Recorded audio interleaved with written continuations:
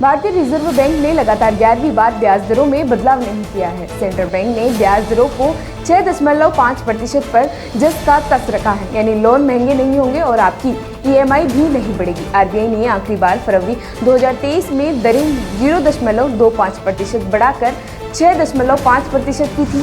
Delhi NCR में लागू grep 4 को हटा लिया गया है। गुरुवार को प्रदूषण को लेकर सुप्रीम कोर्ट में ASG ने ब्रीफ नोट पेश किया। ब्रीफ नोट को देखने के बाद सुप्रीम कोर्ट ने दिल्ली NCR में लागू ग्रेप 4 को हटाने का आदेश दिया। सुप्रीम कोर्ट में ग्रेप के सवाल पर ASG ने ब्रीफ नोट दिया था, जिसमें AQI स्तर का ब्यौरा भी था। इसमें बताया गया है कि दिल्ली NCR में प्रदूषण के स्तर में सुधार है। ऐसे में हम ग्रेप तय करने का जिम्मा CAQM पर छोड़ते हैं। हालांकि उचित यही होगा कि ग्रेप 2 के स्तर से नीचे आयोग नहीं जाए।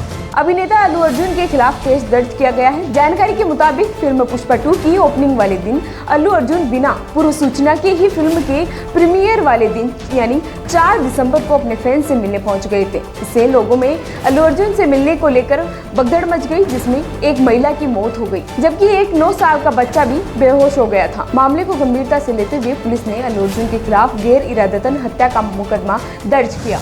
आज संविधान निर्माता और भारत रत्न से सम्मानित डॉक्टर भीमराव अंबेडकर का महापरिनिर्वाण दिवस है। इस मौके पर संसद भवन के लॉन में स्थित डॉक्टर भीमराव अंबेडकर की प्रतिमा पर पुष्पांजलि अर्पित की गई। इस दौरान प्रधानमंत्री नरेंद्र मोदी, उपराष्ट्रपति जगदीप धनखड़, पूर्व राष्ट्रपति रामनाथ कोविंद और कांग्रेस के अध्यक्ष मल्लिकार्जुन खड़गे और लोकसभा अध्यक्ष ओम बिरला सहित कई नेता मौजूद रहे।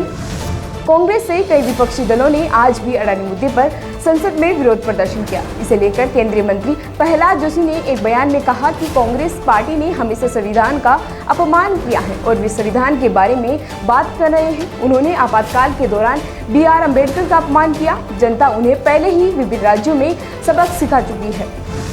सिख धर्म के 90वें गुरु यानी गुरु तेग बहादुर का आज बलिदान दिवस है। इस मौके पर केंद्रीय मंत्री अमित शाह ने उन्हें नमन किया। केंद्रीय मंत्री ने अपनी सोशल मीडिया पोस्ट में लिखा कि गुरु तेग बहादुर ने दमकारी शक्तियों से भी कभी समझौता नहीं किया और मानवीय मूल्यों, धर्म एवं सिद्धांतों की रक्षा के लिए अपना सर्वोच्च बलिदान दिया। अपनी दूरदर्शिता से सिख धर्म को सेवा और रक्षा का प्रतीक बनाने में अमूल्य योगदान देने वाले गुरु तेग बहादुर का जीवन देशवासियों के लिए प्रेरणादायी है।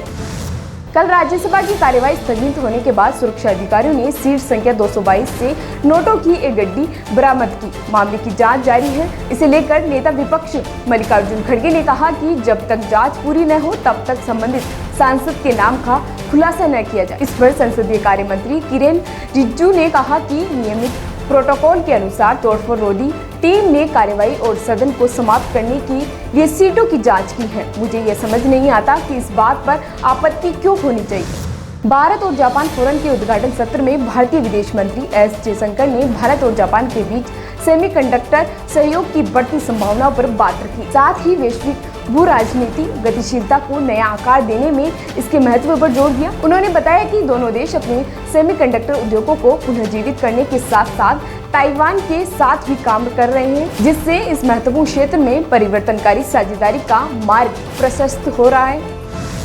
महाराष्ट्र के मुख्यमंत्री देवेंद्र फडणवीस और उनके उप मुख्यमंत्री अजित पवार, एकनाथ शिंदे ने राज्य सचिवालय में अपनी जिम्मेदारियां संभाल ली है। अपनी पहली कैबिनेट बैठक के बाद सीएम ने मीडिया से बातचीत के दौरान उम्मीद जताई है कि राज्य में पिछले कुछ सालों की तरह राजनीति उथल-पुथल नहीं देखने को मिलेगी। उन्होंने ये भी कहा है कि सत्तारूढ़ गठबंधन महायुति अगले 5 सालों तक स्थिर सरकार देगी।